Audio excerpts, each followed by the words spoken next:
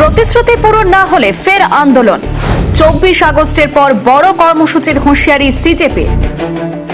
প্রতিশ্রুতি মতো আন্দোলনকারীদের বিরুদ্ধে দায়ের এফআইআর প্রত্যাহার হয়নি বলে অভিযোগ। প্রশ্নপত্র ফাঁসে ক্ষতিগ্রস্ত শিক্ষার্থী এবং পরিবারের ক্ষতিপূরণের দাবি।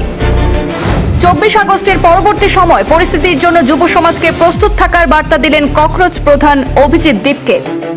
কেন্দ্রের দেওয়া প্রতিশ্রুতির বাস্তবায়ন না হলে ফের আন্দোলনে নামার হুঁশিয়ারি দিল ককরোচ জনতা পার্টি। যন্তর মন্তরের বিক্ষোভে প্রত্যাহারের পরও আন্দোলনকারীদের বিরুদ্ধে এফআইআর প্রত্যাহার এবং নিট কেলেঙ্কারিতে আত্মঘাতী শিক্ষার্থীদের পরিবারকে ক্ষতিপূরণের মতো দাবিগুলি পূরণ হয়নি বলে অভিযোগ সংগঠনের।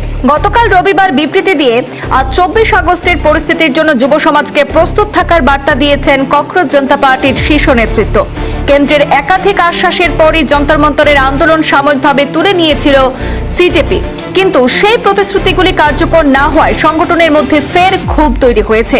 অভিজিৎ দীপকে নেতৃত্বাধীন সংগঠন জানিয়েছে, আজ সোমবার পরবর্তী কর্মসূচি সম্পর্কে বিস্তারিত জানানো হবে। নিট কেলেঙ্কারিতে আত্মঘাতী হওয়া শিক্ষার্থীদের পরিবারের আর্থিক সহায়তা এবং আন্দোলনকারী পড়ুয়াদের বিরুদ্ধে দায়ের হওয়া এফআইআর প্রত্যাহারের প্রতিশ্রুতিকে বিশেষ গুরুত্ব দিয়েছে সিজেপি। তাদের অভিযোগ, আন্দোলন শেষ হওয়ার পরও প্রতিশ্রুতিগুলি বাস্তবায়নের ক্ষেত্রে তেমন কোনো অগ্রগতি দেখা যাচ্ছে না।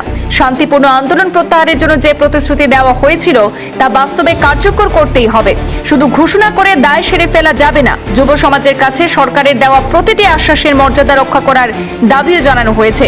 যুব সমাজকে দেওয়া প্রতিশ্রুতিগুলির প্রতিটি পূরণ না হওয়া পর্যন্ত তারা আন্দোলন থেকে সরে দাঁড়াবেন না বলেও কেন্দ্রকে স্পষ্ট ভাষায় সতর্ক করে দেওয়া হয়েছে সিজেপির পক্ষ থেকে।